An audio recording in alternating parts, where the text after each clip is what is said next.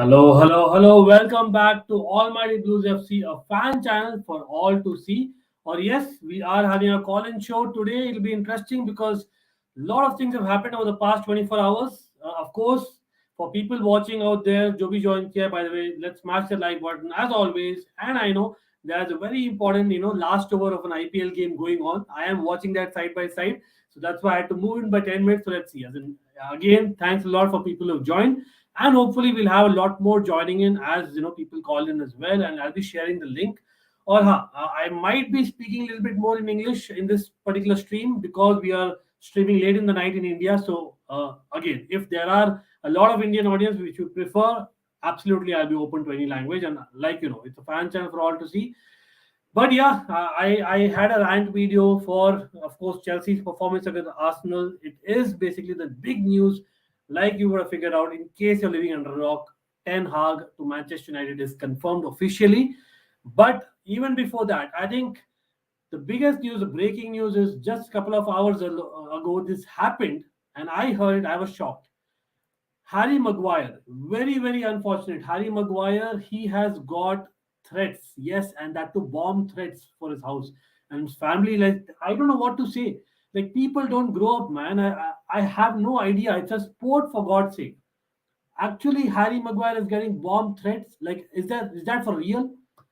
And I'm just hoping that Harry Maguire's family is safe and nothing happens. And trust me, these things need to be, totally put an end to, right? But again, let me big up a couple of people here. Of course, we have Loudmouth Football in the house. Great to have you, brother. Again, we'll be sharing the link if you would like to come on. Most welcome, bro. I mean, it'll be great. I know we've been interacting for a long time, but will be absolutely fantastic having you on the show as well. And again, if you can also share, the link on social media. I have tweeted about it, so if you can retweet people, so that we can have more people, because it's at a different time from when I actually stream. So hopefully people will get a notification, by that, right?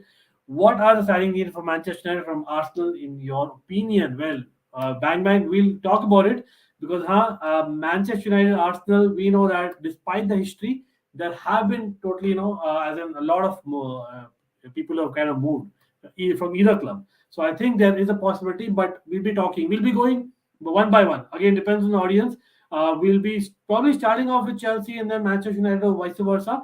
But depends on, as in whom the call-in person would like to speak about as well, right? Maguire Lukaku swap needed. Oh, that's not happening, Rishikesh. Come on. That's not happening.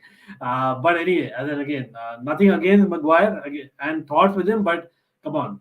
Lukaku, at least, ab ho sakta hai, like he's only kind of had a what, 10 months period now, or not even 10 months, I think 8 months period from the time he rejoined. So, yes, absolutely, that is something that we will be discussing for sure. Arsenal aren't letting in the players post the RVP issue. Okay, yeah, yeah, quite possible that is something. But again, a lot of other players as well. You never know, right? That has happened. I think the other way around is probably more frequent. I think yes. I remember Mikel Sylvester. Then of course we had Danny Welbeck of the likes. We had quite a few players. I remember that. No, I am a Real Madrid fan. I am soft corner for Manchester United because Ronaldo, of course. As a rival, I don't want owners like Glazers in any corner, even Chelsea. Yes, and we'll be talking about that. Okay, we have Aritra. Hi, Ankit. Yeah, there are some rumors that Ten Hag gonna try bring Frankie in Manu. Oh wow. Let's see. As in, that'll be interesting for me as a Dutch fan. How much of this rumor is true? Again, right now, Aritra, it's all rumors. And yes, big up to Drog Baba. I don't know, Baba. Let me know if you're free. It will be great talking about. I know I took a lot of frustration out in my solo video. So I thought, let me come and talk about basically player by player what we are going to do. That's what we're going to do. Like, but absolutely, if you're free, Baba, as in, let me know. I'll be sharing the link in the chat as well. It will be fantastic to have you on and speak about it. And of course, reaction to Manchester United. I was hearing, to you on the Beyonce's channel as well. Like, and let me actually share the link, people. And yeah, I'll just start off with my comments here again. I think Ten Hag to Manchester United, it's an absolutely fantastic one. If Manchester United are able to give him time, and that's the $1 million question, right? By the way, I've just shared the link. So if in case they are able to give him time, because like I think Ragnick said they need about 10 players. I don't think 10 players are really needed. But again, we'll be discussing the squad. The problem is the idea, Manchester United, that needs to change, and that is something that, as a new person, coming in totally will maybe freshen up things, and that's what I can say, right? Uh, okay, Nathan. Hi, hey, Ankit joined you on TCF channel. I hope Ten Hag brings Timber. Yeah, as in Timber is the big news. Timber is possibly, as in trending along with Anthony. So really, really interesting hoga. But we have, I think, a Chelsea fan in the house. Adway is in the house. Adway, hey, hello, Adway, how are you? Right there? Okay, Adway is, I think, setting up. I'm unable to hear Adway, but hopefully Adway comes in. Let's see. Okay, no, no, you're not audible, buddy. Uh, I'm hoping I'm audible to everyone, by the way. Do let me know in case I'm not. But okay, Adway, yeah, I think I just about heard you there. Are you there, Adway? Okay, so I don't think Adway is audible right now, but let's see. As if Adway can maybe join back, try joining back Adway, and hopefully we'll have more people as well. Sometimes it happens, right? That's Streamyard. That's what we are using right now. Of course, man. Rock Baba, big fan. Everyone है by chance आपने Rock Baba को नहीं किया, please करिए. And I don't know Baba, let me know if you're free. But yeah, absolutely would be great to hear you. Yes, Rahul's in the house. Rahul says, like the stream. Welcome, Rahul, to the stream. And of course, Rahul, again, let's first talk about Chelsea because honestly, I am still frustrated. I am still pissed off. Jo hua tha pitch par, that is absolutely not acceptable. And yes, Just Viola in the house. Welcome to the stream, Just Viola. Now that what? Almost 24 hours are going to pass. Just Viola, what are your thoughts about what is happening with Chelsea Football Club? What is the mentality of players? What is Tuchel thinking in terms of tactics? We'll be discussing quickly and what needs to change. Okay, let us actually retry having Adway. Hello, Adway. Yeah, now you will be able to hear me. Yes, yes, I am. I am. How are you? All good? Yeah, I'm all fine. How are you?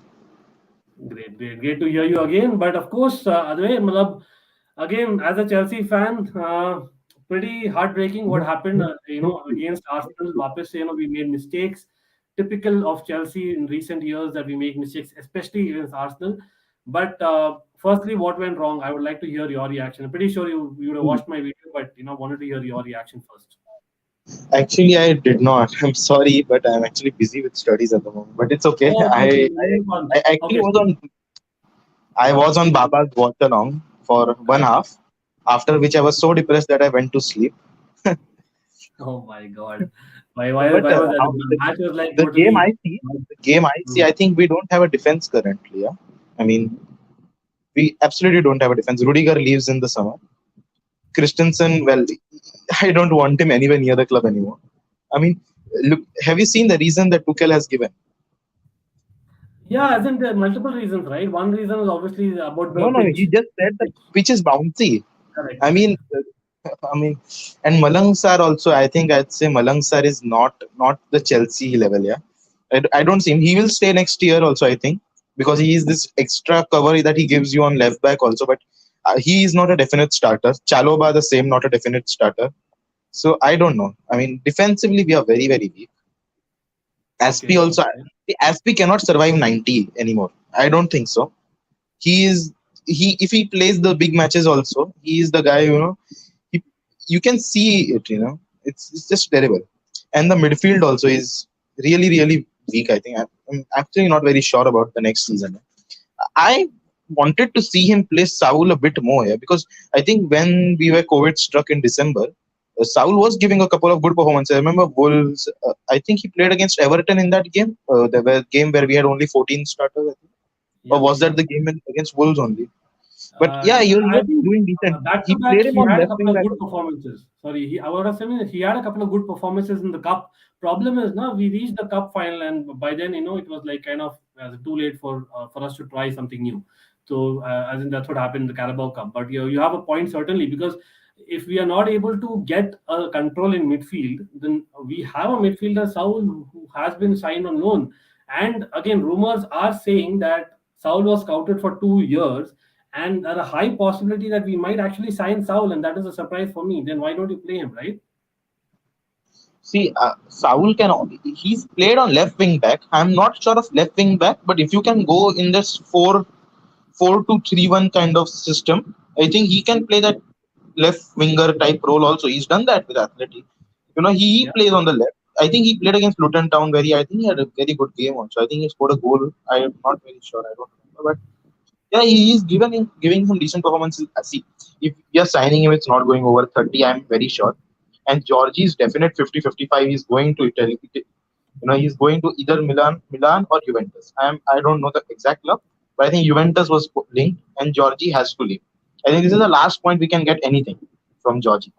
And he just seems that if he is in control of the game, I don't think there's a better midfielder than him in the cup in the squad. yeah, But yeah. if you start pressing, then he's so panicky on the ball.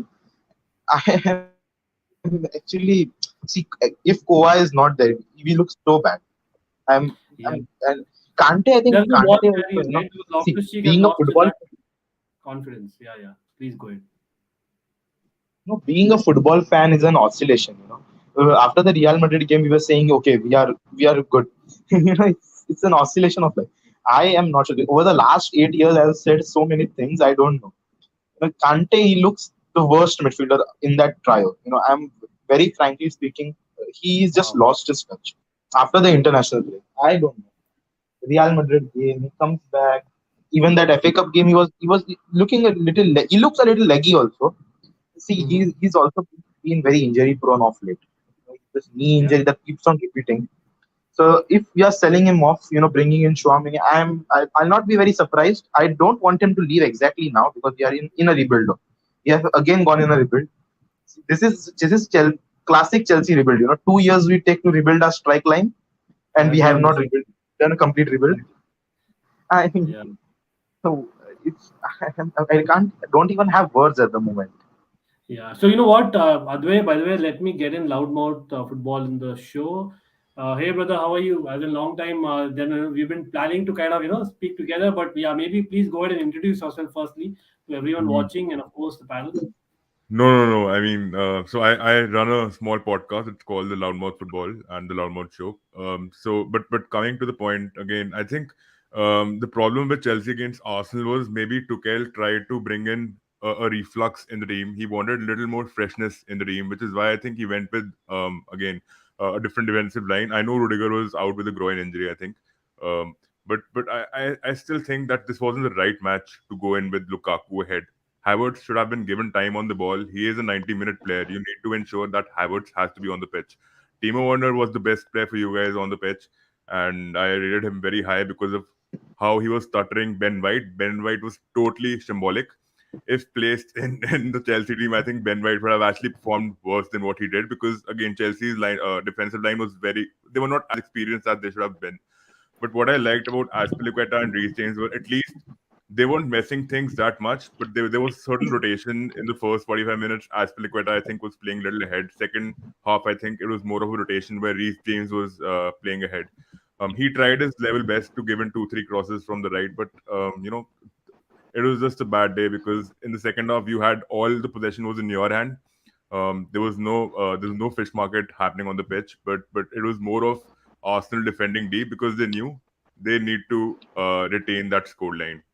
Nahi Yeah. to they would You know have what? definitely, yeah. I'll just slightly interrupt you because yeah, see, I agree. From where you're coming on, absolutely that makes sense. But is it just a bad day because it has happened now? What three times out of four times that we played last, right? And it's no coincidence that we have literally, I think we shelled out what obviously Real Madrid because 5 goals over 2 matches, Brentford 4 goals, and then again we had 4 goals. So this is something of the next level. Absolutely, yeah. So the point of view, Rahul is asking loudmouth हाँ football. Do ji you know आते हैं Hindi? Hindi में बात कर लेते Absolutely हैं yes. Hindi में बात कर लेते हैं Exactly. नहीं, मतलब anyone watching the हिंदी में idea बात is कर लेते because हैं I'm streaming late night in India, so that's why I thought let me actually because I might have some viewers from the UK etc. which I have actually in the audience. So that's the reason I thought नहीं I'll mix it up today. But yeah, absolutely we are open man, and Rahul, you know it. See, Uh, Hindi में बात yeah, can but करेंगे can I say? yeah, yeah, Advait, please.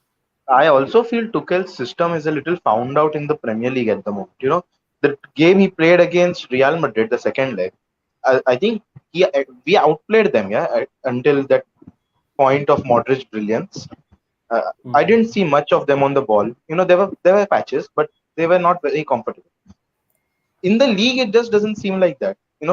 I think everybody has seen of it so much, that one of the midfielders stays back, the other one pushes a little bit forward, Yeah. and I think Lukaku is the biggest problem at the moment. PSG, I haven't been any happier since the start of the season. PSG want him, let him go there.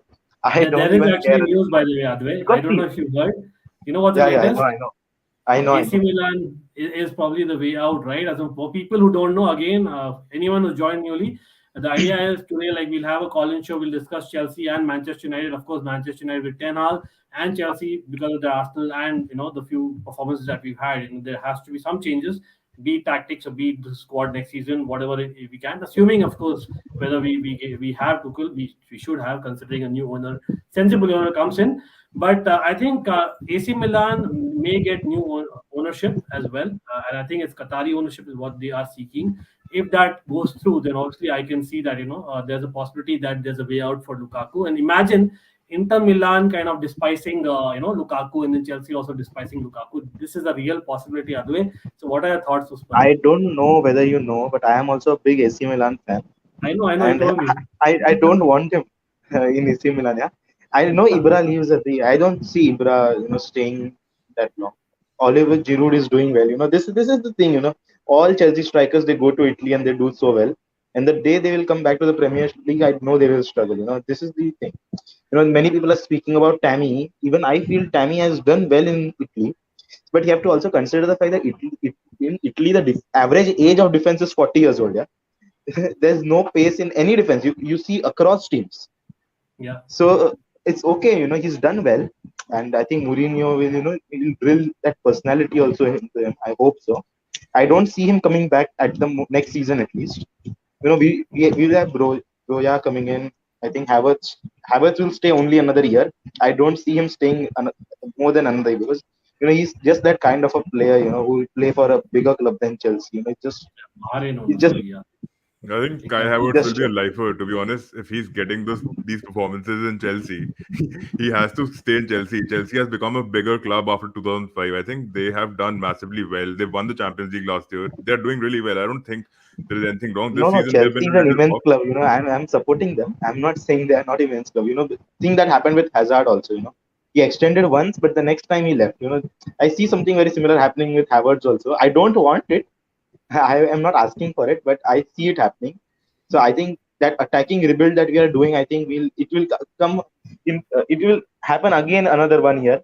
So this is the hopelessness You know around what? Chelsea Okay, at the moment. let me actually interrupt you right now because yes, what I'm going to do, like मैं पहले भी कर रहा था, I'm going to share the squad, right? And again, we have a neutral on the panel. Obviously, Loudmouth Football knows this stuff inside out. He covers football, content creator himself.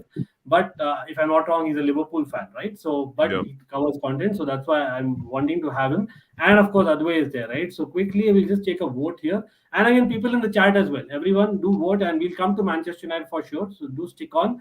And Barca bhi karenge. Yeah? We'll do Barca as well in the future. Don't worry. We'll obviously towards the end of the season, the keep loan sell kind of it is but obvious that we'll be covering it, right? Pretty sure. But talking about this squad, right? Again, if you talk the first team right now.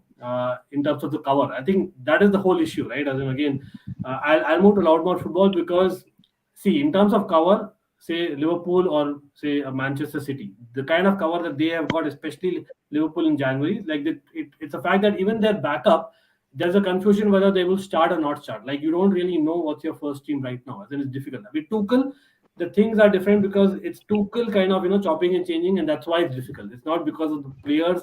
Like either of the players haven't performed. You know what I mean? It's not like both the players have performed. So for you, from this particular first team squad right now, which are the players, if you were a Chelsea fan, which are the players you think need to go, considering Chelsea standards? I think again a very unbiased opinion. The first, are you talking about the defense or the whole squad, the starting Yeah, 11? yeah. Generally, as in maybe again, we can go player by player. So if you go, if you, yeah, we can first talk about I defense. would If just you like Sorry, I would just like to make one comment on how people jump onto players so quickly for bad performances. I think they were jumping onto Christian Pulisic and they were jumping onto even Christensen. I know people have given him a lot of flack for his performances, but he is a good ball playing centre half. I think Christensen really, if he's staying at Chelsea, I don't know the situation. अगर वो Chelsea में रह रहा है, तो he should definitely get a chance. He has done well for you over the season. ऐसा नहीं है कि वो बहुत बुरा खेला, बहुत अच्छा भी खेला है matches में. But nonetheless, I would actually remove Deadwood like Saul, who's on loan from Atletico Madrid. He is a complete misfit in the Chelsea outfit. He is not getting used to the physicality of the league. If you see how he's played positionally, he'll go into that number 6, number 8, and then he'll just keep on wandering around. Literally, his head is in the air. He's not even focused on the pitch. Whatever I could make out of him. But yeah, I think Ben Chilwell's injury again. He's very injury prone. I don't know when he came in from Leicester again. People were saying that this buying is extremely overvaluated and all that. But I don't think. I think Ben Chilwell is one of the most premium fullbacks you'll find in the Premier League. Too bad that he's sidelined for the rest of the season. Hakim Ziyech is more of an impact sub for you guys.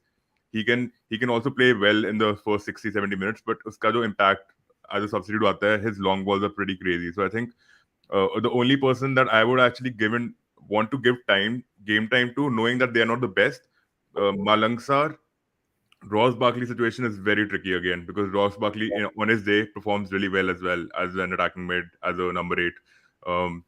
But yeah, I think even with Kepa and Edouard Mendy, Chelsea fans have been giving him a lot of flack, both of them, for their mistakes that they've been doing as of late.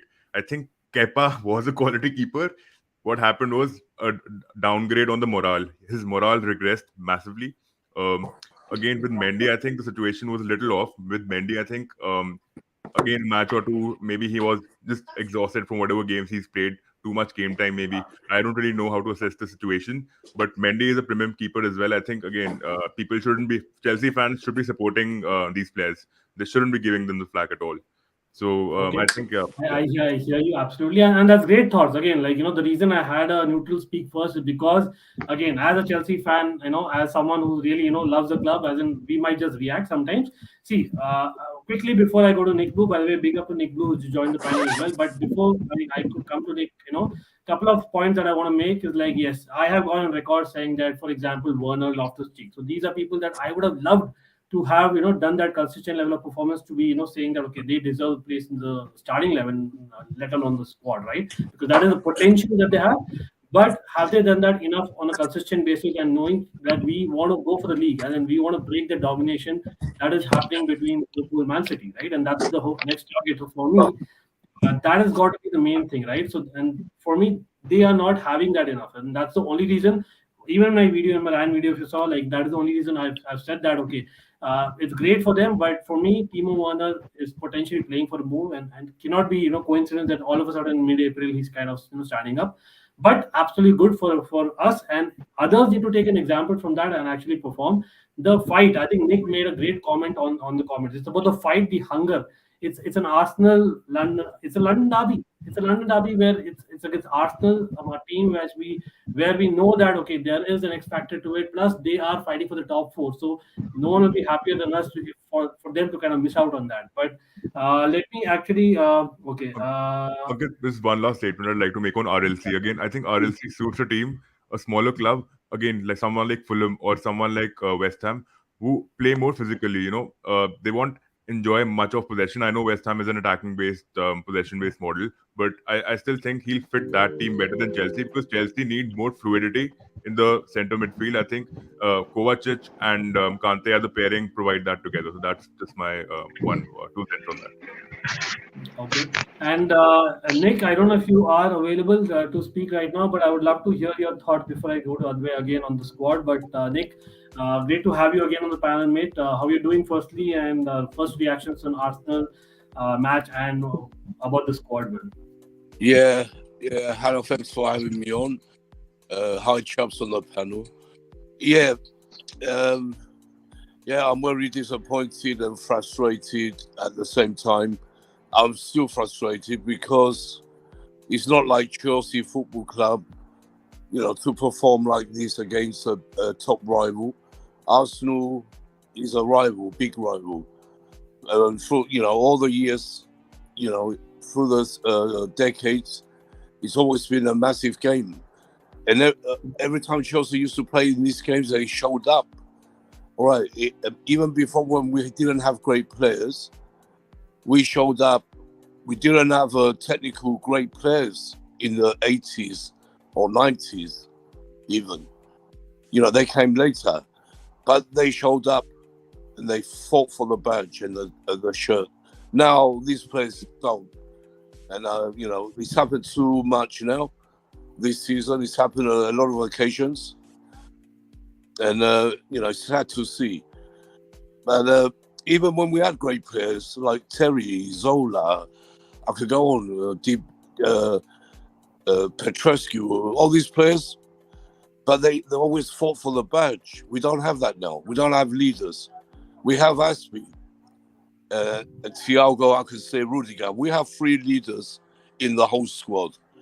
The rest, they're not up for it. And I'm surprised, even with Mason Mount last night, very, very powerful from him, especially, he's an English player and he knows what it means to play this game. And same for Rich James. He wasn't on any good either. Every player was bad. Every single player, even Mendy was bad. Yeah. The only one I can say was trying was Werner. Werner has improved a lot since the last 3 games. But everyone else didn't show up. They were dead. And we can't just blame Tuchel. Okay, I agree. Tuchel got it wrong. Rich James can't play right back. He has to be on the right wing back position. And, that was wrong. And Christensen, he had to play him because they need the rest. Silva needs the rest. Rudiger was injured. Even if he wasn't injured, he needed a rest. The guy's been playing every game. But this squad, this team, should have been strong enough to beat Arsenal. Really should have been strong enough, but they just didn't turn up. That's the main reason. Yeah. So, quick question here, Nick. As in great thoughts there. Of course, like again, we can talk about basically the effort of Werner, but that was kind of again, as a misbalance by Lukaku and the lack of it. But question to panel here, Nick. I'll ask you because you are local. You go to games as well. But as in, what is it? Is it the atmosphere? Because again, I know only season ticket holders were there for this game, and the atmosphere was in question. But Tuchel was, as in fair to him, he didn't take any excuse. He said, "No, it's the players. It's down to the players." But what is the reason for us not doing well at home, which is like shocking, right? Yeah. Look, the atmosphere didn't help. You could see it yourselves. You watch the game, and you can hear Arsenal fans out singing the Chelsea fans, which never used to happen at Highbury or at the Emirates or at Stamford Bridge. Not long ago, we used to out-sing them every game we played them, even at their own home ground, let alone Stamford Bridge. The problem is, we have a lot of season ticket holders. I keep saying this because it's true. They don't move. They don't even, talk. You don't see them. They're just so quiet. It's like, you're at home watching the TV for them. Last year, I was there at the West Ham game. West Ham outsang us from the first minute to the last. I don't know if you remember that game when we lost 1-0 at home to West Ham. Yeah, and of course. I was sitting I was in the eastern upper tier where mostly this season ticket holders, is area. And, I was next to people who were shouting because I started singing, and I stood up. They just didn't join in. They didn't do nothing. So we let West Ham out sing us. That was disgusting. And that day, last season, that's why we lost that game. Too many games have been lost or drawn because of our supporters this year. And again, like people, so quickly again, we are talking about the Chelsea game right now, and we'll come to the Manchester United squad, and of course before that the Chelsea squad. So I'll quickly head out to Adway because Adway, we were speaking about the squad as well, right? You had to take a look at the squad. Yeah, Right? you were saying Timo Werner. I think he's playing for a move. I think he's playing for a move, but I don't think he'll get a move because if you see, I don't think he's getting a bigger club than Chelsea at the moment that are going to bid for him. He's started to he's integrating into this Tuchel system, also. I think he's playing way better now, you can see it. Earlier we used to see a couple of performances and, then we used to see a very big drop. Now you're seeing a bit more consistency with him also. Absolutely, So I and I think agree with that. I Of don't course, want him to leave. And even if he tries to leave, I don't think he'll get a good club, Yeah, at the moment. I don't think he's playing for a move. Werner, he loves the fans. The fans love yeah, him. he loves. See, Yeah, again, he loves sorry, Nick and advice. Sorry to cut you again, but see, my yes. point when I'm trying to make the Werner point is not about whether he loves the club or not. Absolutely not. He is the number one trier along with Mason Mount, and it's for Yeah. everyone to see. No, I'm That's just. not a question at I all. don't think he's playing for a move. He wants to Yeah, play in this the team. problem, Nick. No. And, The problem here. I think Tuchel will give him another season. You think so? Okay. But he's not a starter, Nick. That's the problem. So a player like Timo Werner, especially in a World Cup year, that's what I was telling to you and Adway, right? Because Adway, like, don't you think in a World Cup year, Timo Werner would expect to start the start of next season?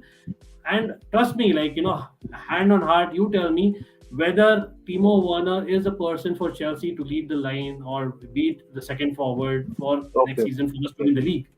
If you see I am also I know you are a Netherlands fan. I am a Germany fan, and I can tell you, Hansi Flick absolutely loves Timo Werner, so he is not getting dropped anytime soon. So I don't think he's worried about, making the World Cup squad. But something similar happened with Sane last World Cup. You remember, he was a big part of that City squad, but he was a bit of a rotation player. He was getting rotated quite a bit, and he was eventually dropped. But if you see Timo Werner, I think the guy loves him. Hansi Flick is tried to integrate into his system, and he plays bit better with Germany than he does with Chelsea. I don't know whether it's the quality of the teams or it's just It's a him. way to play. I think, yeah. Yeah, See, I don't know. But him and Kai you Havertz play again pretty make well. a So I great don't think point. World Cup. Yeah, let me complete. Yeah, 1 second. So I Yeah, don't think for him making the World Cup spot is a problem. I think he will stay on a season. If, I don't think the fans have gotten irritated of him. Because I think Morata irritated me. Lukaku irritates me. But I don't think Timo Werner does that. Yeah, he No, and used to do that. He doesn't do it anymore. Okay, Adway, again, sorry about this. And again, we are talking about someone who's done really well in the last 3 weeks, and that's the irony of it, right? But 3 weeks Yeah. versus 60 weeks, as in, please, not even 60, as in probably 90 weeks. 3 weeks versus Yeah. 90 weeks. I'm not having that, but I absolutely get it. The fact that Chelsea Football Club has not, as in, unlike a Manchester United, we don't play like with 3 or 4 forwards in the squad. And unfortunately, that's how our DNA has been. We always have had just 2 or maximum 3 forwards. We've not had 4 forwards in the squad. Probably under Ancelotti, we had that was the only time, but we never had that. And if we are playing the current system, we don't see that in the future as well. So what is the point of just kind of loitering around with 270k when he can probably get a move, not that much wages, he might want to reduce. But I'll quickly move on to loudmouth football here because he's been waiting. So quick point here, and I know Werner is kind of debatable, but how about the other forwards? As in, for you again, as a Liverpool fan, maybe a Christian Pulisic, you got a Luis Diaz. He's come and he's just banged in, man. As in, whatever. Christian Pulisic, he's been on and off. Hakim Ziyech, you said, is super sub. So you see them as proper dangerous players who would start as starters for Chelsea? Look, I understand, Ankit, totally. I'll get on that point. I think Timo Werner, I was always a fan of Timo Werner ever since he's joined Chelsea. As a neutral, I always loved the electrifying pace. Whatever he did on the pitch, he drawed the opposition out. That was something which he always did. If you go back to the first match that he played, I remember RLC was on the run. The 2 defenders were on the same line. Timo Werner was supposed to receive the ball as a through, but he didn't get that through ball. There have been so many instances where the servicing has also been poor in situations where he could have actually taken a good shot. He was in those positions, and I've seen his matches game on game. I still liked the flair that he had, irrespective of whatever delivery, whatever passing and ability that he lacked in. I know as a Chelsea supporter, you'll be disappointed, but this is coming in from a neutral. So, yeah. And that's why I wanted to review, because there is a clear debate here. And see, again, like quickly, just before you complete your point, I have to kind of also ask you this. See, there are 2 things here, right? Timo Werner, what he brings to the table, probably very few in English football bring. That's the kind of space that he creates for himself. That's the kind of pace he has. That panic, that sense of panic that he gives to the opposition, which is really needed in big games, especially. So that is on. I'm not telling, but that kind of game usually is there in the cups. That is the kind of game that as in transpires in the cups, in the Champions League, and that is where he does well. In the league, honestly, that's not the game. Plus, the other thing is, You spoke about quality, Advait spoke about quality. That is something that I really want to have a very strong opinion that yes, he's fantastic in what he does, that he's a great trier. I want him to be in the squad if he's okay with the squad membership kind of a role. But for him not having the quality is quite apparent because of the fact that you see when he makes a pass, he doesn't even look up. That's the kind of footballer you're talking about, right? And he's not a Fabregas. I know there's a comment about Fabregas. I'm not going to even compare that because Fabregas had that vision and some players had that. Werner doesn't have that. Plus, he doesn't even look, and that's the first thing that you learn in football. So those are like those basic things, the touches that he have. A combination of everything tells me that he's not that elite level quality footballer. That a forward, if you're one among 3 forwards in the world that Chelsea Football Club is signing, he's not there, and that's the point I'm making. And also, Ankit, I think we should never raise an analogy when it comes to 2 players playing in different positions and with different abilities. So I think I don't really comment on that. Whenever 2 different players are picked up. Yeah, I didn't mean that way. Yeah. I probably didn't get a better analogy here, but absolutely you're right. Pulisic. I also want to say something. Yeah, please. Yeah. We want to challenge for the title next year also. So if you look at the 2 title challengers, apparent title challengers at least, Man City and Liverpool. And Liverpool, I think, has 5 very good forward players. Yeah. And City is looking to buy Haaland. And it's been doing the rounds quite a bit.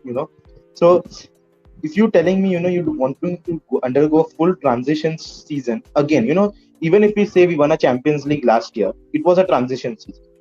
This year, if you want to do a transition again, we will be going a half transition with the defense. It's just it's very, very, it's almost sure. And also want to say, I want to make this controversial statement is what I feel. Is Mason Mount at the moment is the second best offensive midfielder in the Premier League. Yeah, I think so. Yeah. Because he got the stats also. If you see, he's there. I think after De Bruyne, I think he is the best. Bruno has not been there. Thiago doesn't play so much. So I think I wouldn't rate him the second best, but he's massively underrated for the work ethic and for the clutch moments that he gives to Chelsea. He is definitely one of the elite players of our generation at the moment. I hope he doesn't fade away. But I wouldn't really place him into the second category. I think you need a little more consistency. I think if he gives the same level of performance in the next season, I would actually place him in that Which category. will come. I think with Mason Mount, we can probably safely say that, he's probably Chelsea through and through. Plus the fact that you can see gradual improvement. Like, come on, 27, 26 goals, I think, goals and assists this season, which is already massive. Even, I don't know, we go comparing from legends, but I think he's there. He's our future captain, like I think Super Tommy Tuchel says. But I'll bring in, talking about midfielders, I'll bring in Nick here. Yes, I know we have a Man U fan in the house, and we're going to discuss talk, brother. And then if you want to join, do join in as well. It'll be great if you can join.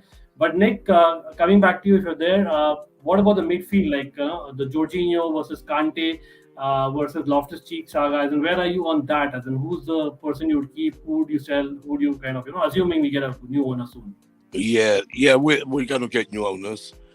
But and of course, they have to back to. First of all, I want to see them give Tuchel a long contract.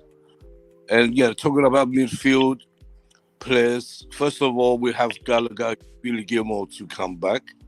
I think they'll come back next year. Especially Gallagher, very important player, great young prospect. And talking about Jorginho, he hasn't been the same for quite a few games now. But he's been carrying an injury, playing with a knock lately. That could have affected him as well. I mean, I always liked Jorginho. He was great for us. I don't really want to see him go. Ruben Loftus-Cheek, the same. He's become better lately. I can see him going. I can see Loftus-Cheek and Jorginho maybe going. But Kante, I don't think Kante's going anywhere. Chelsea won't want to sell Kante. And Tuchel loves him. And he loves all the players, really. But I can't see Kante going.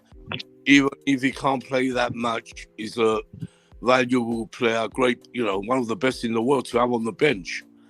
Even when he gets older, he can come on and change a game. And Kovacic, unreplaceable. We can't look, that's not. Kovacic will be here. Jamie, he's injured for I think another 2 weeks. Maybe he's out. So the ones I can see going, Barkley for sure is going to go. Barkley. But who's going to take him, Nick? that's the whole point. Yeah, hopefully Lampard. hopefully he's going to help Everton get out the championship. I'm joking. But you know what? And we have another, right? Danny Drinkwater. We've forgotten him as well. So I think it's crazy, man. It's crazy. But eventually they're going to go. Because the money they're on this place is unbelievable. They just we just pay players to do nothing, just go in training, mark around, sit on the bench, and never been used. So there's going to be some changes happening next year for sure. The new owners ain't going to just invest all these millions for nothing. yes, So we're going to see a lot of changes. A lot of things going to happen next year. Yes. So again, people, thanks for joining in on the panel. Great thoughts there, of course. So Adway and Nick, any last thoughts about the squad, because we have a couple of people waiting in the backstage. So I'll just maybe take Adway's final thoughts about basically Tuchel's system. Is there some change you need for the next few weeks, or just continue the same? It's a blip, and about next season, quick summary, Adway. Yeah, I think I said everything. Yeah. The next game against West Ham, I just hope I don't think that Tuchel will let what happened last night happen again.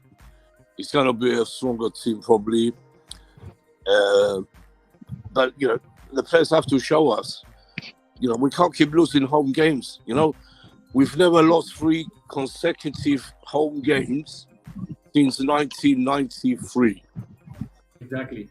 Yeah, that is huge. It doesn't matter whether we are top 3, top 4. No, we have to not get such records, and especially against Arsenal. Yeah, kind of nail on that. And especially someone who's watching us, we got the dominance over. It was a difficult task, right? Nick, you remember? Of course, you remember, right? The late 90s, the early 2000s. Trust me, Arsenal dominated over Chelsea, but then finally when we got over them, it was proper domination again that we got, right? So it was very difficult, and now they are able to kind of get one over us yet again. What? And another thing before I go, another thing, we have played so many minutes. We played the most minutes out of every single team in the league.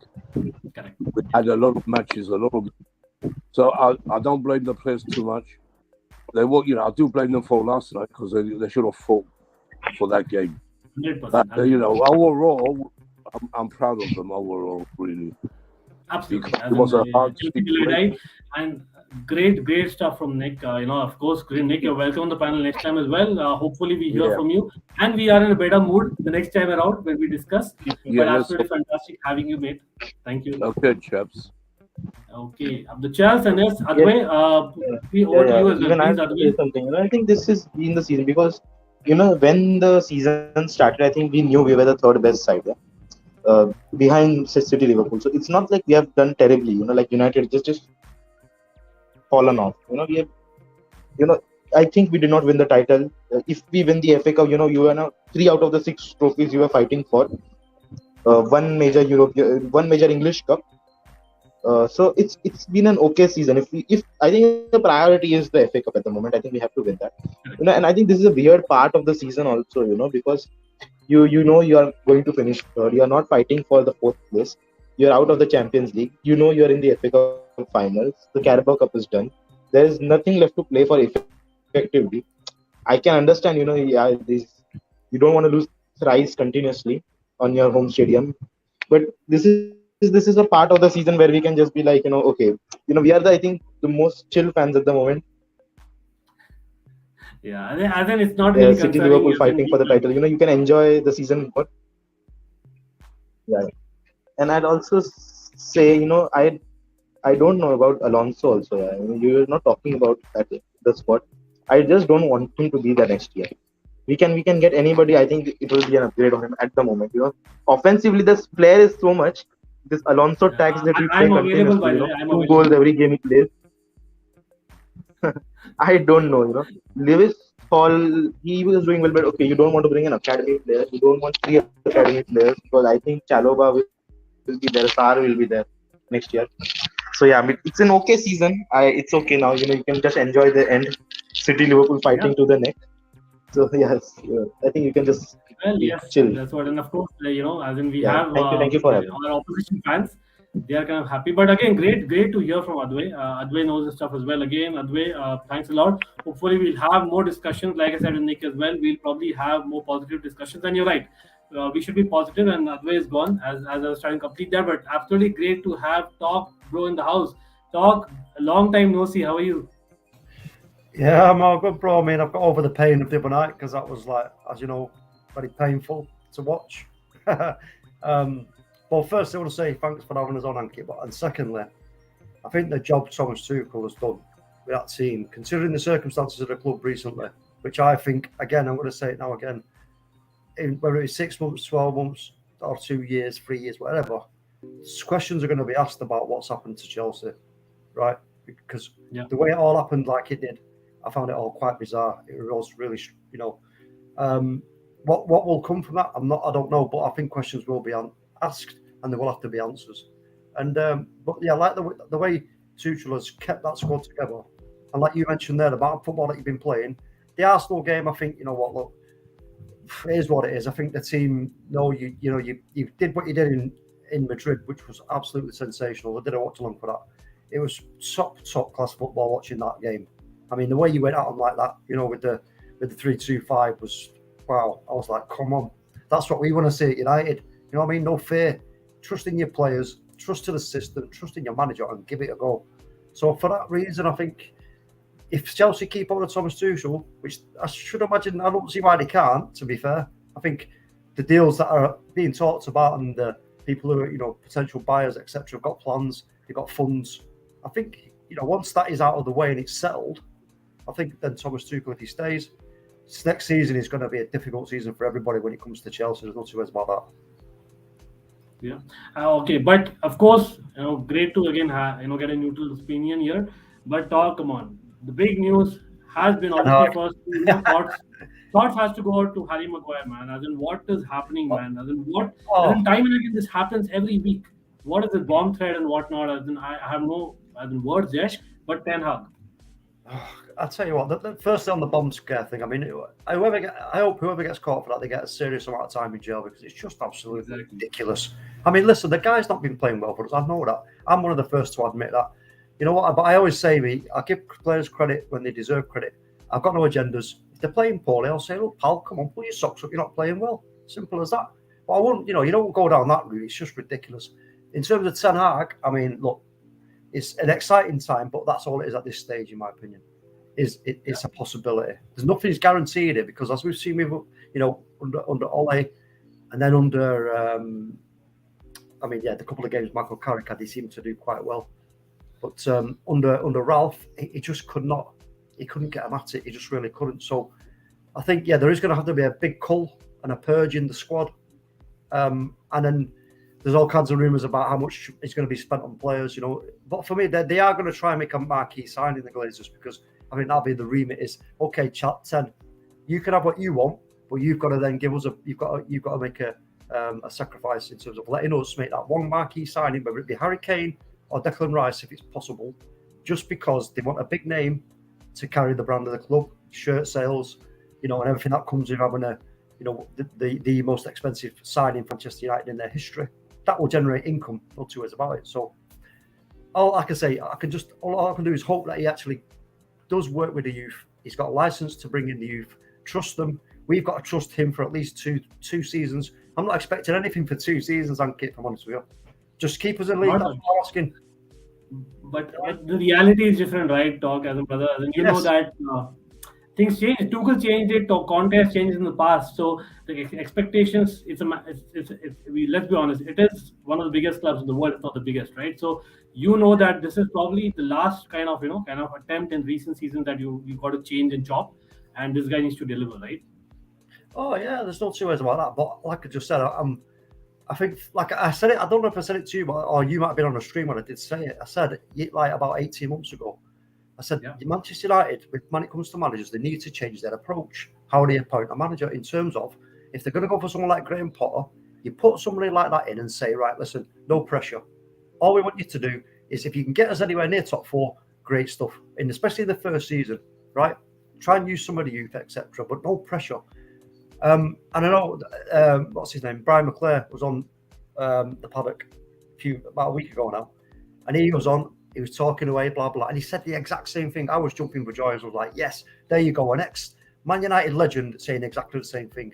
So I'm just hoping that is the case. And maybe, we might get a surprise. We might get a pleasant surprise, and they might get us at it, quite early on. But I don't see him getting us quite as competitive as Chelsea, Manchester City, and Liverpool, because then, for me, they're the top 3 teams at the moment in the league. There's not too worried about that. Okay, and by the way, I'll just address one comment here. Syed Abrar, come on. As if I was a fan of a club and I go to a different stream. Again, it's not owned by only Chelsea, members. Yes, I am a Chelsea fan. But the fact that, again, you have a right to say what you want, absolutely, but without crossing the line, which is absolutely fine. So, otherwise, let's give him that, Syed. That's fair enough, man. As in, come on. Liverpool have had this chance, as in, I think, second time probably in 30 years? No kind of puns there, but... do you know what? Yeah. Okay, the thing here is what Liverpool... I mean, listen, Liverpool are a fantastic team. Great club. I've got a lot of respect for what they've achieved over the years. I don't have to necessarily like them. It's not about liking teams. You have to show respect. Simple as that. They are a great team, playing really well. However, the title as it stands is Manchester City's to give away. And I don't see Pep Guardiola doing that. I just don't. I don't see it. Not with it being so close, because if you go back over the years that he's won it, I don't think... Has it ever really been this close before?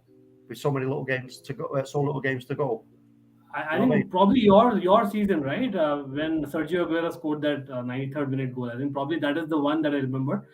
Even the season where we had kind of derailed Liverpool. I think Loudmouth Football let him bring him to the panel, because I think that was another season when Suarez and, of course, Sterling, Sterling was also there, right? And Sterling did really well. That was the 13-14 season.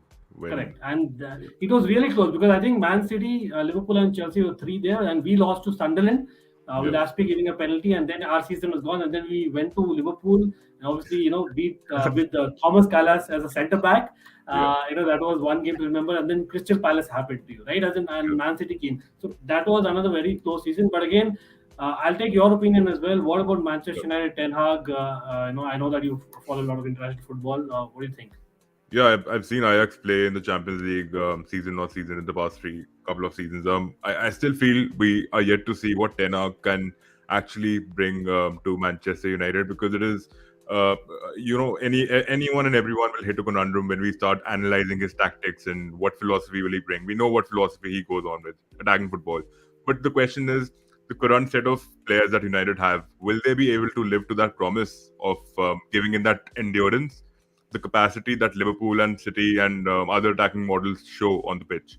Because even with Ralph Rangnick, when he came in, there was a lot of excitement. There was a different atmosphere, but then that subsided, right, massively because of what happened with the players. I think, again, the protest against the Blazers was justified to one point, but again, that narrative as well subsided because of what is happening on the pitch. I think they need a dictator. They need someone like Alex Ferguson, who's actually shouting at them and owning the dressing room. They actually need someone spanking them if they're not performing well on the pitch. Good point. So it's just Manchester United need a little more discipline, and wages is a problem. I don't know if you remember this. When Jose Mourinho was with Porto, the success of them winning the Champions League wasn't the players. It was him reducing their wages and giving them the compensation on the basis of their performances. They got bonuses for the goals and the assists that they scored. Right, so I think that really grounds you as a player. It makes you humble, and that's what is needed at Manchester United at the moment, I feel. Yeah. So a couple of quick points actually that you made, very important points. One point is about the Ralph Rangnick situation versus now what we are heading to as a person who watching United. So I'll ask you talk, brother, as in for Ralph Rangnick, it was always a battle which was lost, because he knew that he's going to be there only for a few months. So I think you cannot really compare that situation, can you? Well, no. I mean, if you look at Man United, it's a bit like Arsenal. We have a manager who's been in charge for such a long time with so much success, and then all of a sudden that's changed, and then we've got these managers who are kind of appearing for a couple of seasons and then disappearing. And then all of a sudden, we had caretaker managers, but not an interim manager, so to speak. So then we're then in a position where they're now going, right, okay, now we're getting rid of Ole, who you all kind of so-called loved, right? Even though you threw him under the bus. Now we're putting an interim manager in, and then not in front of that, behind that, you've got Liverpool, Man City, and Chelsea playing as good as they are and as settled as they are. And then behind that, as it's always going to be, the huge mountain of, the successes that the previous teams had created for them to try and overcome and try and reach them standards. So for me, it was an impossible task for Ralph Rangnick. Always, it was always going to be an impossible task. Exactly, and I think here, a point is being made again. And then we are not talking about appearance here, but just for the banter, people. But I think probably you have got probably Goal posted a very interesting picture, and that's going to be interesting. Next time around that they play together or rather against each other. This should be interesting, right? Talk brother. What do you think? This is going to be like one of the derbies of its own, right? But do you see that on a serious note? Ten Hag changing the footballing mentality? Is it the Ajax way, or he probably knows that Manchester United needs time? So will he try to bring in players directly from Ajax to actually change the way they play? I think he will have sort of earmarked a couple of players, I should imagine, who he can trust, who he knows could probably make it work, in his system, and actually, because the benefit of that is obviously how that then affects the other players around him. Them players can speak to the other players, talk, explain. It's not all just on Ralph. Then you see, Ten. He doesn't want to be in a position where he has to get each player individually. That takes a lot of time. If you've got players who play under a manager and been successful, they can give out an awful lot of information out. So, in terms of I think once he goes in there, I think he's going to employ a specific set of duties for individual players, and is what will be stuck to, no matter what the game, no matter who the opponent, and like I say, no matter what the result, especially early on, because we have to give him time. You know what I mean? It's one of those things. And Donny van der Beek, I suppose are you going to ask me a question? Yeah, look, listen. Well, we all know, as well, Ankit and Loudmouth will know as well that Donny and his agent said numerous times, especially under Ole, that he can play the number 6 role, and he wasn't, or the number 8, and he wasn't given a chance. And now apparently there was a conversation, as he reported, whether it was true or not, I don't know, that he spoke to Donny, Ten Hag, and said, "You're my number 6." You know what? And then from that point of view, I say, okay, cool. If it doesn't work, so what? You've got to give this manager a chance to try things out, especially, like I say, in his first season. If it don't work, so what? Boo-hoo. Let's try something else until it does work. That's what we've got to do. Yeah, absolutely. I think, again, so quickly before going back to Loudmouth Football, what do you think, Doc, as in terms of the squad, as in people who are going to leave from the squad, any standout names? Again, there's going to be a massive overhaul, I'm assuming, but which are the members that you could like to keep, if you can just summarize for, the way Ten Hag plays? For me, right now, as it stands, in terms of squad and depth of squad, I think Jadon Sancho's a definite, Marcus Rashford a definite, Scott McTominay, Fred, Martial maybe. I don't know how he would get on under an Erik Ten Hag system. I'm not so sure, but I think as it stands right now, the way I feel about what I've been witnessing over the past few games, I think that's probably about it. I think we need a real. And do you know what? Just let me just say this as well. They have to be brave. The board, the owners, and everybody has to be brave and accept that certain players are just not good enough. And it doesn't matter what manager you bring in. For this particular type of football and this club and the challenges that lie ahead, some of those players are just not up to it. Doesn't matter. So they've got to go. If you have to take a loss, you've got to take a loss. Yeah, absolutely. I'm again very, very kind of surprised that Mason Greenwood is still part of the squad. I have to say that. Sorry about that. But if it's clear, let's see. I think that's a different debate altogether. But Loudmouth Football, back to you here again as a neutral. Again, watching Ten Hag, the kind of football he plays, I think two names that are probably trending, among Manchester United fans is one is Timber, the centre back, and one is, of course, Anthony, one player that I've always said on this channel, being a Dutch fan, that, probably, having watched him a lot, He'll be great for Brazil as well for me. So for me, Anthony is a great one. But again, he plays in a similar position as Mason Greenwood, and that situation is still not resolved. For you, I think it was the Ruud Gullit has gone record saying that Timber, as much as what he's done for Ajax, is not the great fit for Manchester United. Again, where are you seeing what kind of players is he going to bring, and what will change in this squad? Look, I wouldn't really want to. I don't hold enough capacity to comment on what players will be bringing in, but I can tell you one thing, that the center midfield needs more competition. I think more than the right wing, the center midfield is one position where McTominay and Fred, they don't, I mean, they perform on and off. They're pretty hot and cold. They need someone who's giving them competition so that they are, hitting the ground running. They need to ensure that they are performing well on that level. Unless you don't give chances to other players, and these players are getting every game match on match unless they're injured.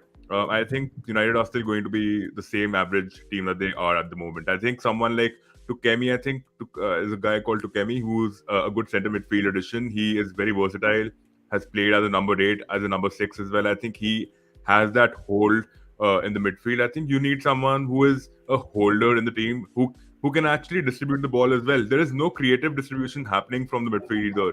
If you see, it's just the likes of Matic, who tries to do something with those long passes, and even Pogba. I mean, as of late, I haven't seen much from Pogba either.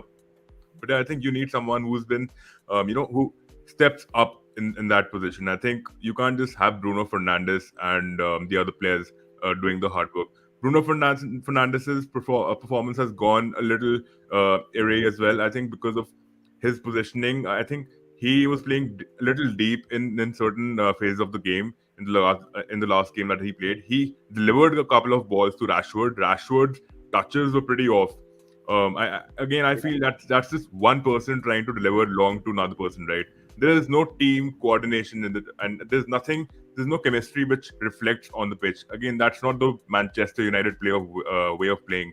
Again, there is a major reflux which will come, and we are already certain that there are 6 to 7 players who will already depart. I think Mata, Lingard might depart, and I think Phil Jones is also supposedly he's not getting enough action, but he's going to go. Maybe not. But I think there are other players as well who need to they need to be considered for the role. Deadwood.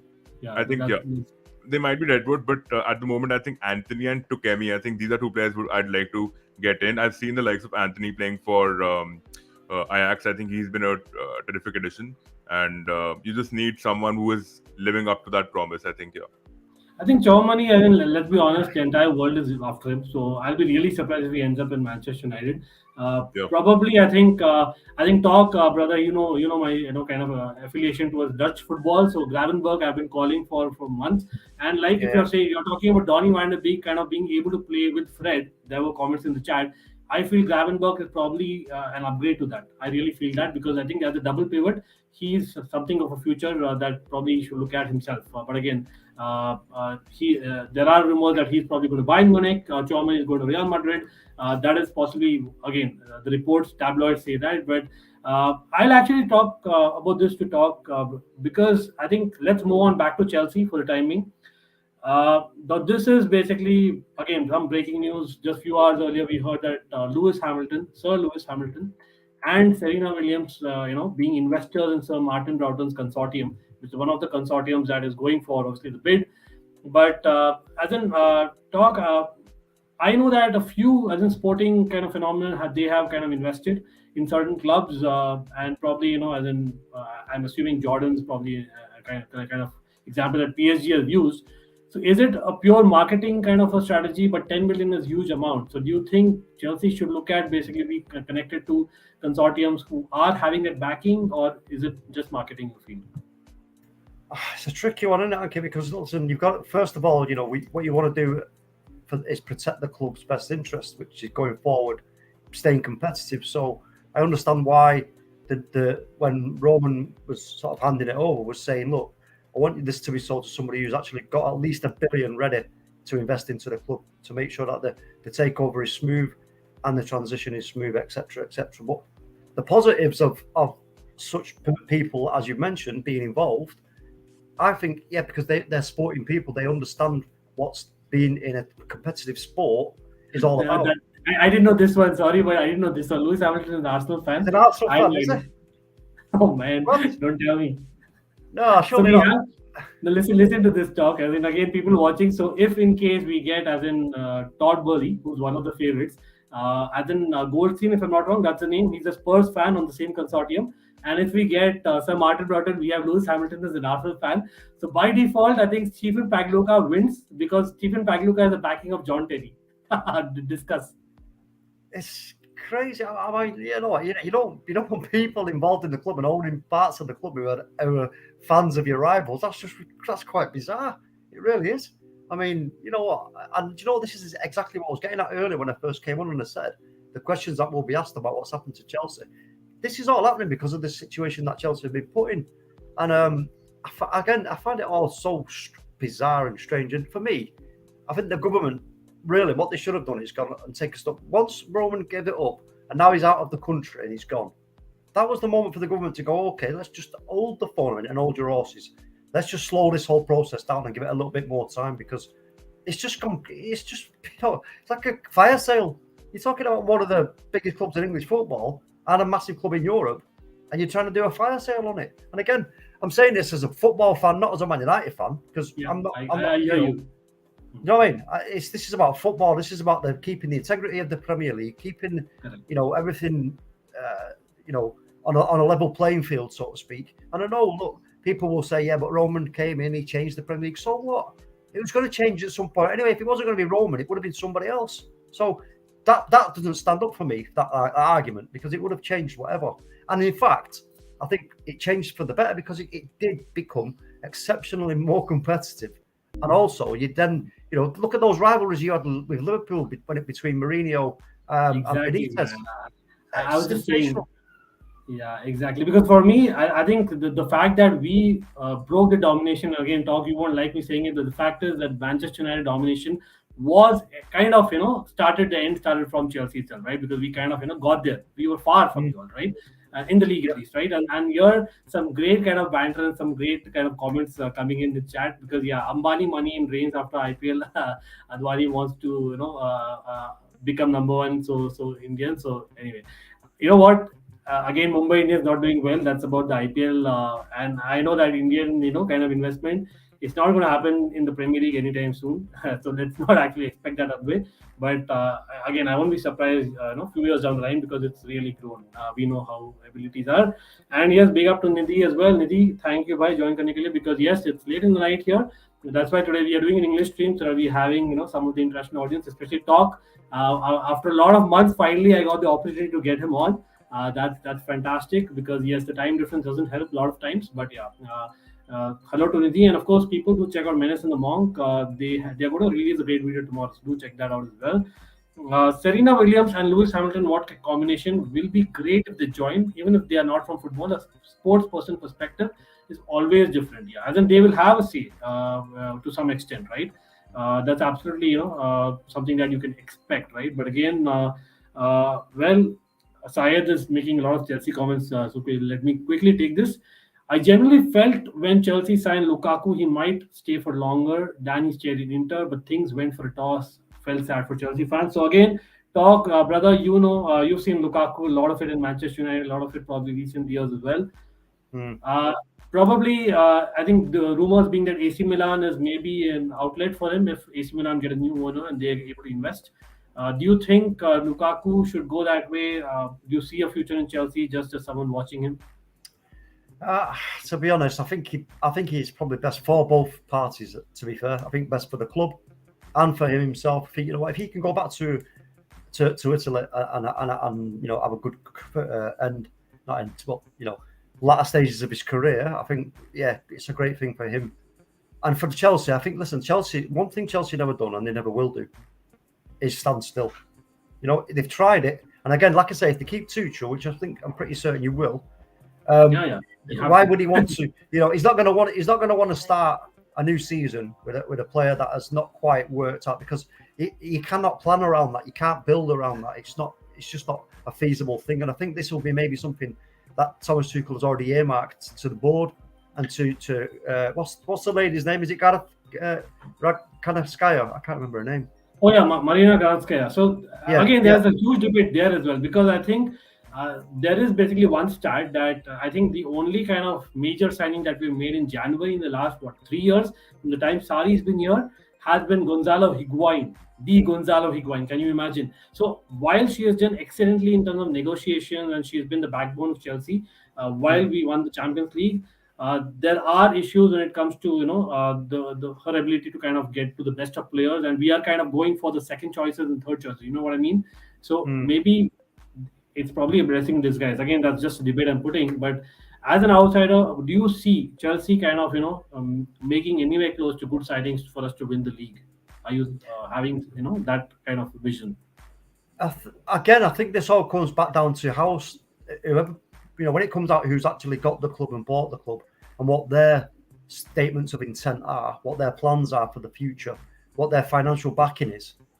I think that will give us a better indication as to whether you can actually then, I think in terms of the club itself, just off the name of the club, Chelsea, and the success, I think that it sells itself. Surely, we wouldn't, it's London, like I say, loads of success, huge fan base, not just in England but around the world as well.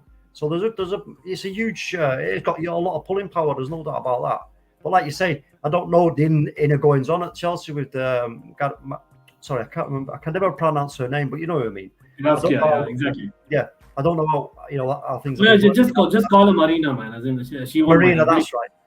Yeah, Marina. Yeah. So I don't know how Marina's worked. I don't know how she's looked at by the fans and all the rest of it. So. Oh yeah, no. As in, don't get it wrong. Absolutely, Marina has been a great element in the way that we have gone about things as well. Because I think she's among the best negotiators out there, and she was Roman's right hand lady, as they say, right? And that's what she has been. Now the fact that Roman's not here anymore, or he will probably not be, as what we foresee, there are a lot of people saying that there is going to be a director of football proper, because Petr Cech, again, he's not like a director of football. He's more like the footballing guy core, right? So we need a proper director of football to come in to kind of just help maybe the new owners and maybe Petr Cech of the likes. So do you think that kind of structure is something that Chelsea should go for, or you've seen Manchester United what's happened, mate? And that's why I'm asking this question. Yeah, I mean, I think that's like it's the Monaco director of football, which is linked very strongly to Chelsea. Yeah, I mean, I suppose it can't. If you take that, it's not such a risk. It's just a change of format, so to speak. I don't see it being as damaging as not doing it. I think if you didn't do it under the current circumstances, it would have more of a damaging effect as if you did do it, and then you find out, or maybe, it's this guy, particular guy isn't quite the right fit, but that role is needed, and etc. etc. So I think from that point of view, it would be a wise decision, I believe, just because of the upheaval, the imbalance that may be there when the new owners take over. Because look, the ship is at sea at the moment, and tell you what, Thomas Tuchel, like I said, it's been like Captain Bligh. Do you know what I mean? He's sailed that ship exceptionally well, considering what you've gone. You're talking about the biggest storm, in the club's history, probably, from what I can remember. So, yeah, I think as if you can get as much stability in the club as possible early on, at the right time, and then again, trusting people who've been at the club for a while, who've been doing a job, I think you have to take that, try and sort of do that. Drag that over into the new ownership and see if it works. You'll soon find out if it's not going to work because of the first window. If you get the wrong signs, you get the wrong players, and it's not quite going to plan. But like I say, you want to do that early, don't you? Really, than later on. Get them mistakes made early. Correct. By the way, I don't know, is Ronaldo kind of back? I know really thoughts go to him, but is he back in the squad for Arsenal? Do you think he will be back? I believe he was back in training, but in terms of, I think this will be a personal choice from him. I don't think he will be asked by the manager. I think this will be where Ralf Rangnick is wise enough and old enough and clever enough to understand that he'll wait for Cristiano to come to him and say, "Boss, I want to play." If he comes and says to the boss, "I want to play," you know what? I'll back him 100% and say, "Oh, you know what? Good luck to you. Go out there and do your best for the club." But if he doesn't do that, I think it would be very unfair, which I don't think we would do anyway, is to ask him to play. Exactly. I think probably the best way is to kind of leave it to him, and it'll be interesting, right? After the big announcement of As in, I know it was kind of imminent. We all knew that Ten Hag is coming from like a week and a half, but it was kind of makes the difference when exactly you make this formal announcement. Players who probably would have a few of them would have got a call. I'm pretty sure about that. And who's going to start? And Ragnick.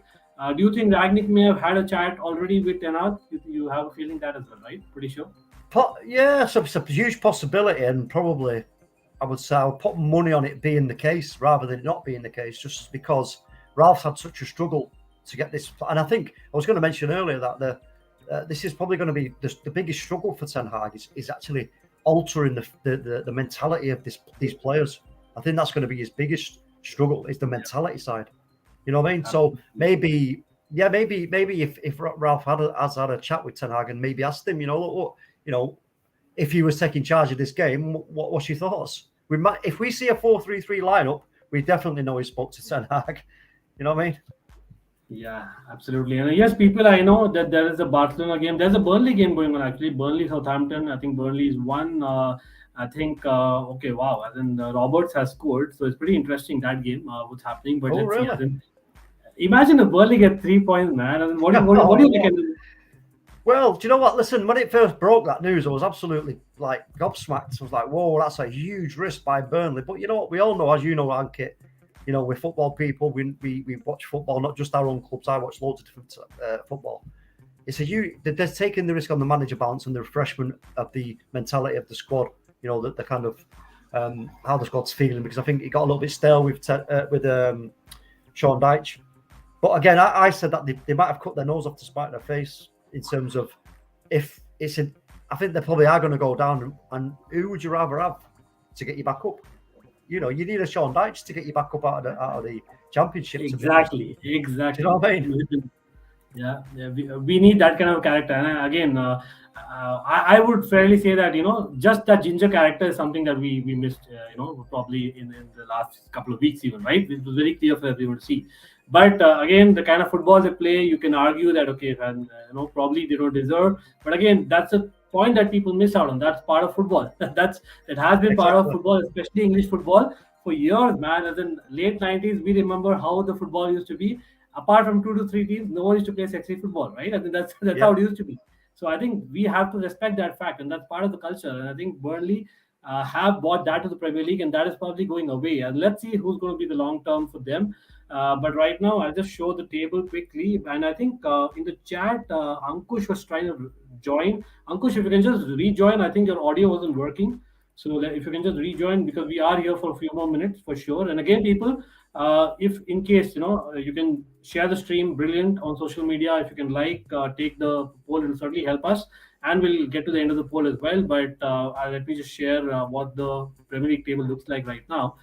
Because for me, again, Everton getting the last minute equalizer kind of would help them. But again, in terms of the fixtures, Everton don't have it easy, right, compared to Burnley. So check it out, man. And then Burnley will be over Everton, and it'll be like 2 points difference again. Wow. Probably Everton still has class, man. And then I think probably Burnley owners will say that, okay, we had some thought there. We didn't do for the sake of it, right? Yeah, but I mean, if you was asked me to put money on it, Ankit, I would most definitely put my money on Everton. I think to come out of this better than Burnley. There's no two ways about that. It's unfortunate, and I agree with you. Look, Burnley's football was never attractive and sexy. However, I always said, look, I've got no problem with Burnley. They do what they do under Dyche because that's the best they can do. And sometimes you do need that kind of what you would call like the old-fashioned or ugly football or whatever you want to call it, or anti-football. You need that. You need to see games like that where teams are trying their hardest to break a team down. Another team. That come on, as in both of us have under Jose Mourinho for some at least a couple seasons, right? And I actually love that as a fan. Like just that that kind of grit, that determination. I love that. As in that's just me. And I know, Talk Brother, you're probably the same, right? Yeah, 100%. 100%. I mean, we can't. Not every team has the luxury of being able to just play ball. It just doesn't work like that. It just doesn't. And like I say, you don't want every team trying to do the same thing. It just can't happen. Oh, that's what I was going to ask you. Actually, you've just reminded me. Yeah, what was all this about? Correct. So what happened is, as in probably there's another picture. Let me try and share that as well. There was a person in the crowd, obviously a Chelsea fan, possibly kind of shouting out to Aspilicueta and just kind of abusing or whatever, right? Because he got a chance. But then as soon as Aspilicueta went a little close, he's like, okay, chill, cool. And I think probably his daughter or wife or someone came and she probably gave a thumbs up. And he chickened out, and then Aspilicueta obviously losing, and he was responsible directly for 2 goals of the opposition of Arsenal yesterday, right? So this guy actually was already livid. He made sure that the supporter knew. And I want to take your opinion because, see, there are 2 things here. One is Aspilicueta cares about his performance. It's clear. Yeah. Second, he is basically pissed off because Chelsea lost. He's the captain. And on the other side, you can say that he's probably the person, as in holding the torch. He should not be doing that as a professional. As a fan is there. He's paid the money. If he's not got good football and we've not won, the fan has the right to say. So where are you on this one? Well, I'm going to go right back to the start again, Ankit, in terms of what I said about where your club is at currently and what's happened to it. You have to factor all of that in to what Chelsea have done, what they've been through, and what they are trying to do right now. You put all those things together, and you cannot take the passion and the love and the pride out of football, and that's exactly what Aspilicueta was showing there, in my opinion. He's got to release that. If he's got a difference of opinion, or I don't know, we don't know what was said by this guy, we don't know, but for him to go over there like that, that was a strong reaction. And like I said, when you factor in everything that's been going on at the club and all the rest of it, for me, I just say, you know what, it's not such a big deal. It's not the fan should just accept that he was out of order, is in the wrong. Chelsea fans at the moment, I mean, I don't know what you've said about the result last night because I didn't catch the early part of the stream. I ranted, mate. I ranted, and tell me the last time you saw me rant. So it actually happened. I ranted proper because I think the passion, just what as in you guys saw Man United not do on the pitch. That's what actually I saw. Yes, we are not in a position where we need to go for every match, but come on, man, it's Arsenal. As in Arsenal, it was a very clear thing that okay, we had to beat Arsenal this time around because of what happened last season, where we had made a blunder, and I don't know, it's about gifting goals. The way we lose, and that's the whole point I'm making, right? And we don't have that fight anymore.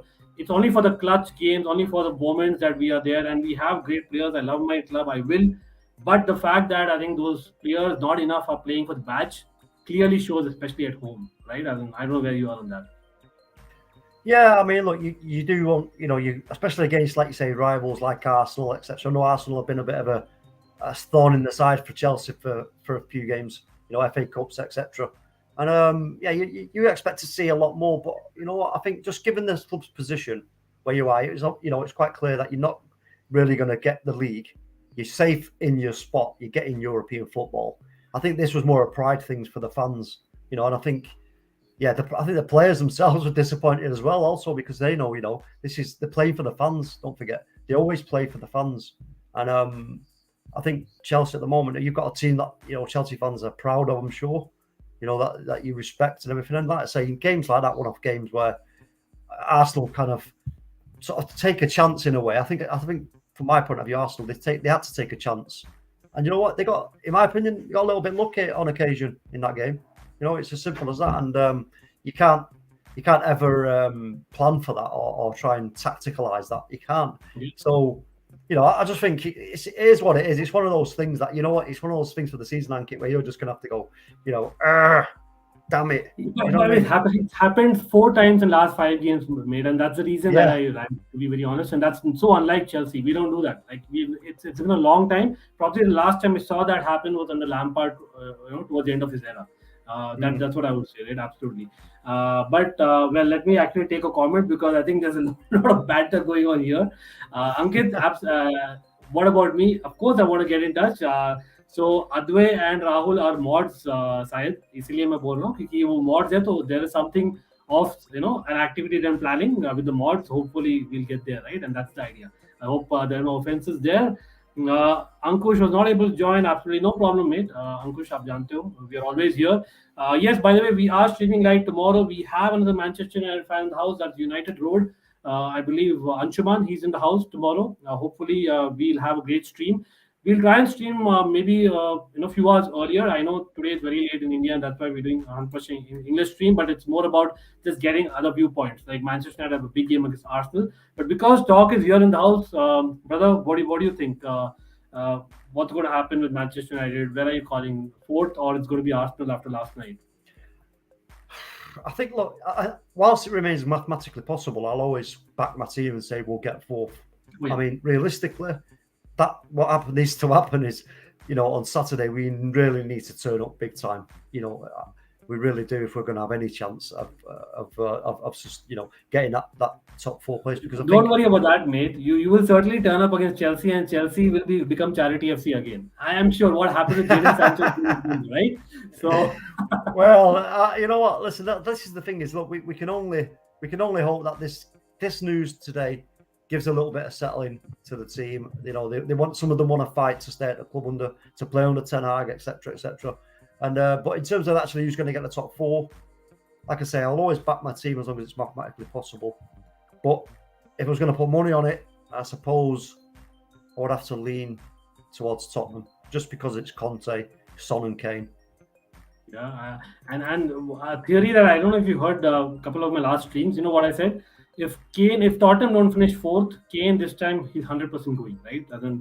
I think probably it has reached that level. And for me as an opposition, I don't want Kane to make any other as in Manchester United stronger. You know what I mean? And I can possibly. So that's the reason. Let him be there. Let him actually get the 4th spot. But Ten Hag will probably get time. And again, I think no disrespect here. Talk, as in I respect you a lot and the clubs that we've been following as well, right? But the fact is, if Manchester United finish 5th, in a strange way, it's a blessing in disguise. Ten Hag will probably get more time than what he would have if he had finished 4th. Would you agree with that? Well, again, I go back to what I said earlier. Is this looks to me like a bit of a change in tact in terms of how the board have give Ten Hag this role. I think there's been discussions had about exactly in a roundabout way what you've just said.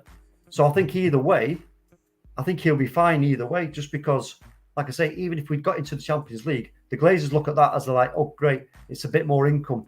However, when it comes to this coming season, they can't be putting that kind of expectation on Ten Hag, especially if discussions around youth, which has been mentioned, have been taking place.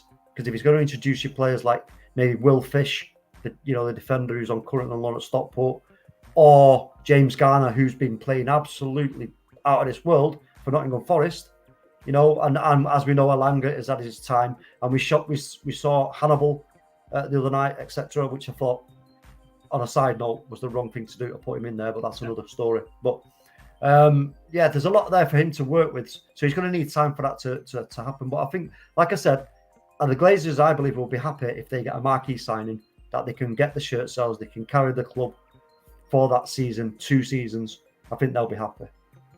Okay, talk about the youngsters. You had one youngster called Adnan Januzaj. Of course, you remember him very well. Yeah, He's playing tonight, and I just saw the lineup, right? I know Barca, they were doing a madness, and then again, they're doing what happened on Lampard. Probably it's a mirror image of what happened on Lampard, right? Chelsea were first, I think, for a couple of weeks, and then, we kind of just slumped. I don't know. First of all, people like Adnan Januzaj, as in a lot of them, they are there in Spanish football right now. Hopefully, they'll do well for careers. But just as a neutral again, as in Barcelona, the way you're seeing, do you see them, really coming up the ranks, or you think that they're just, major transition phase? They'll probably take time as Manchester United. Where are you on that?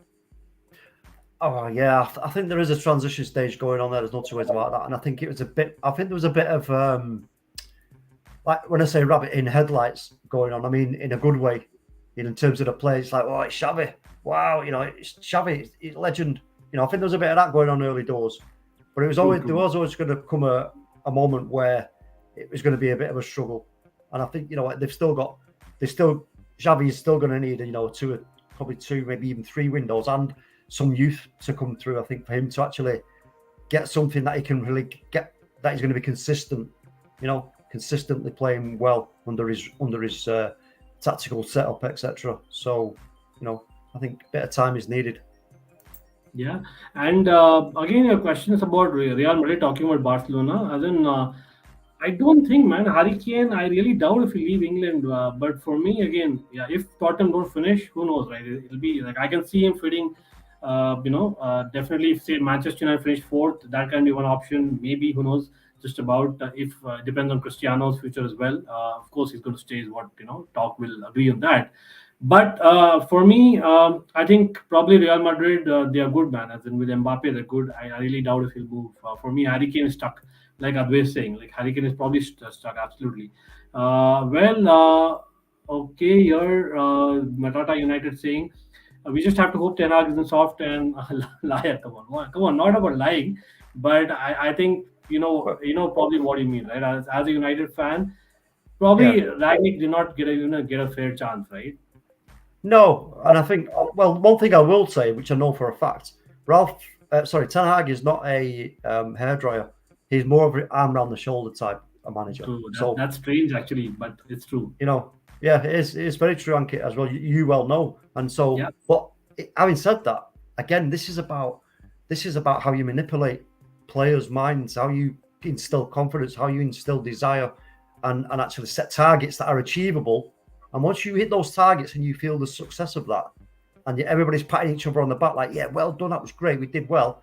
You take it in baby steps to begin with. You've got to. I think this is what I was saying earlier.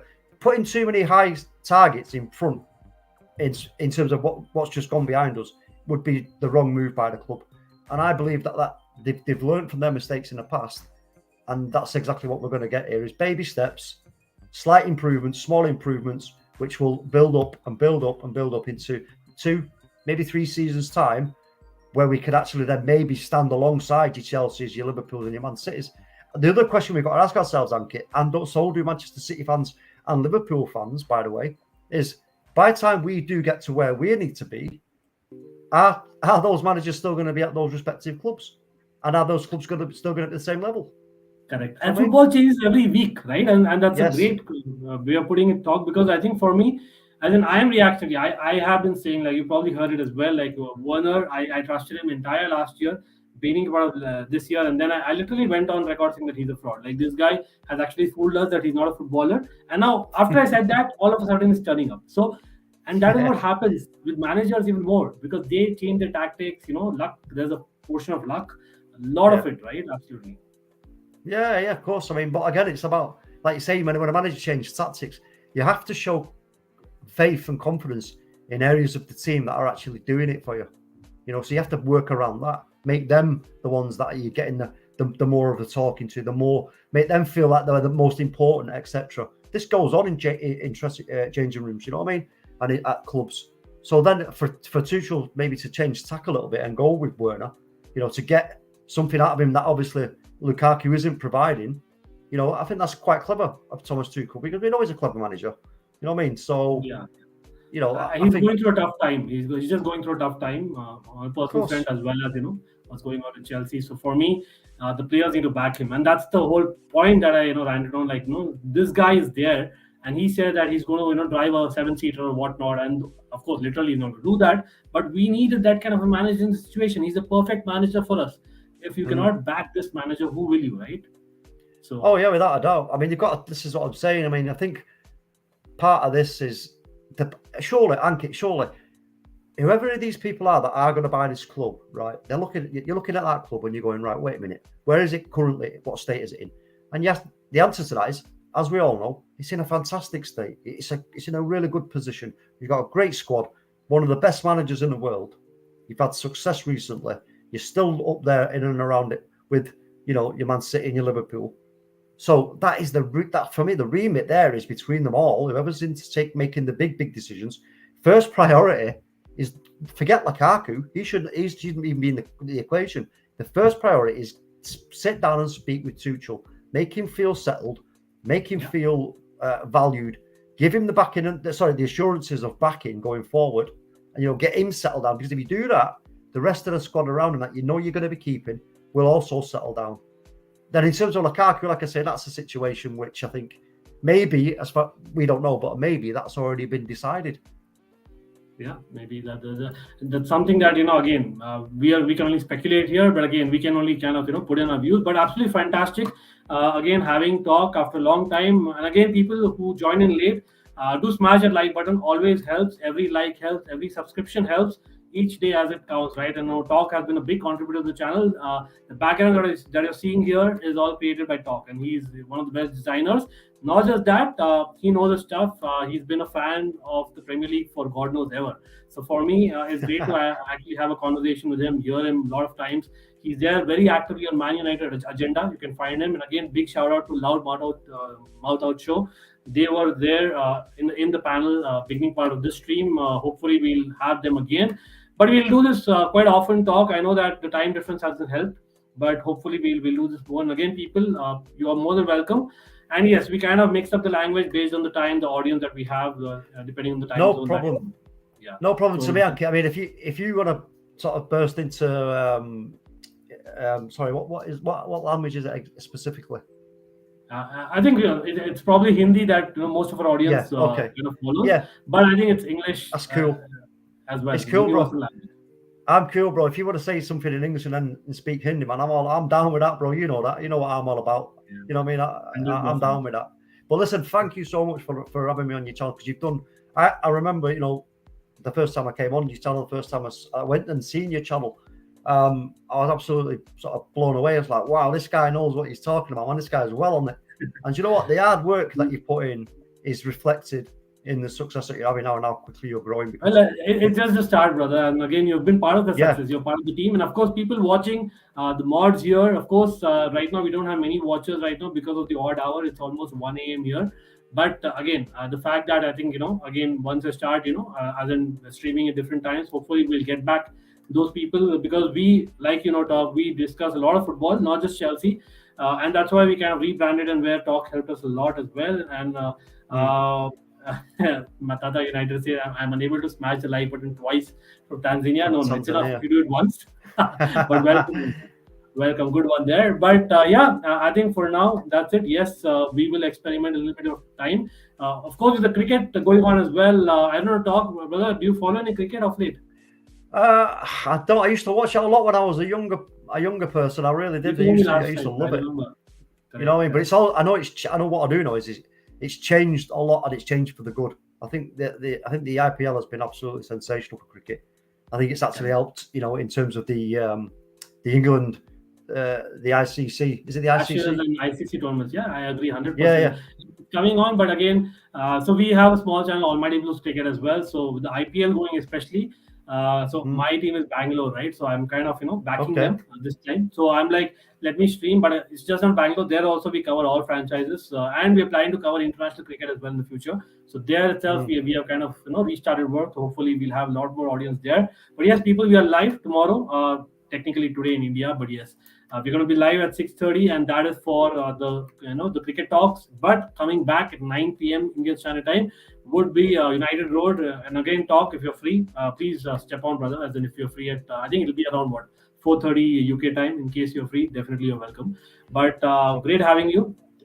Till next time, take care, and of course, all the best to Talk and Manchester United for whatever happens under Ten Hag with Arsenal as well. But come on, Chelsea, it's got to be in, man. We got to get a new owner in and back Tuchel. Simply put. Thank you, people.